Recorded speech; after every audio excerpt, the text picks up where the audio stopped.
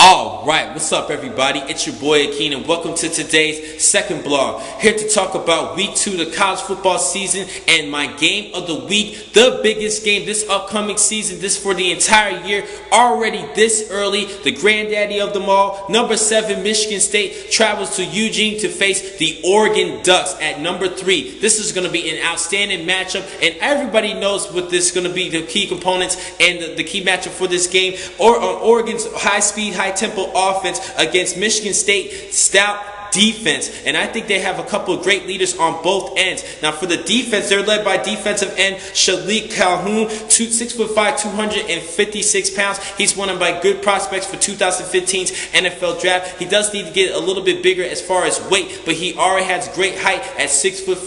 Now they're going to have to play against a great quarterback and a great leader for the Oregon Ducks offense, Heisman contender Marcus Mariota. This is going to be a great matchup for both of these offenses and defenses. Now headed for the offensive side for Michigan State, they have a good quarterback and a prospect who's looking to raise his draft status, and Connor Cook, and they're playing against a great defender, a defensive back, Ifu Okalamu, the cornerback for the Oregon Ducks. That's going to be a key matchup for this game. Now I'm just going to go straight to the point, the keys to victory. I'm going to start with Michigan State on offense.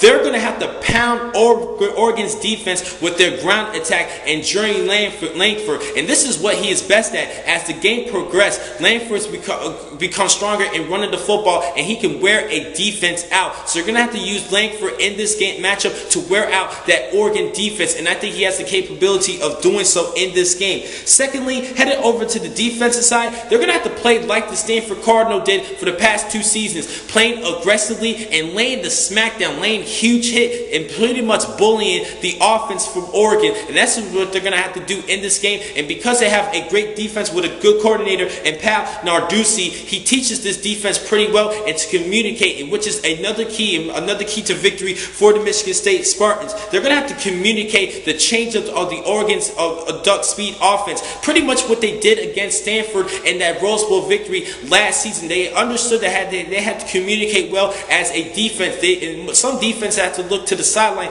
to the coaches to direct them on what to do. But the defensive players are well disciplined and communicating with one another with shifts and changes on the defensive schemes, which is a great thing. And they're going to have to do the same thing against this high-tempo Duck offense. And I'm headed for Oregon. Now, the number one thing that they need to do in this key to victory for Oregon is they just not have to be punked by the defense for Michigan State. More than talk about the Oregon offense, they cannot be punked in this matchup. They not only have to use their speed, which they do use their speed pretty well, they're going to have to be mentally tough in this matchup. They're going to have to play a little bit more physical and aggressive, not only using their speed, but using more of their physicality. They're going to have to play physical against this stout defense from Michigan State. And this is going to be key for this matchup.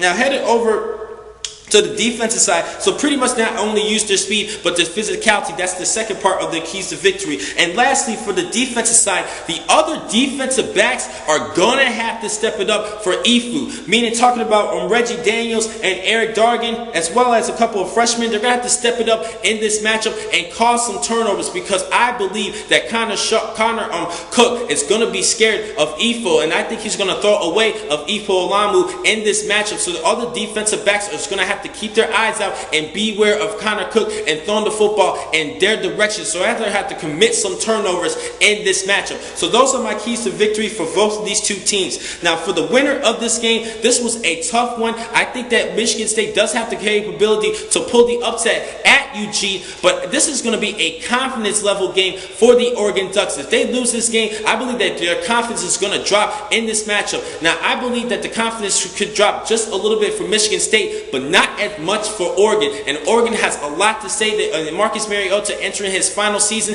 this is his final chance of making it to the college football national championship and even making it to the playoff. And their confidence level will be key in this matchup. And because of that and the speed of Oregon's offense, I'm going to have to go with the Ducks over the Spartans. But I think this is going to be a low-scoring game, just like their games against Stanford, because of the defense from Michigan State. But I think the offense is going to work well enough, and possibly even the special special teams from Oregon is going to have to step it up in this matchup. So I'm going to have to go with the Ducks over the Spartans, but this is going to be a great game for you guys to watch. Now, the next time I'm going to catch you guys will be on Monday, where I will give you a recap of the entire week 2 of the college football season. Thank you for watching today's vlog from the Football Source. I'm your man, Akin McCall. Be easy.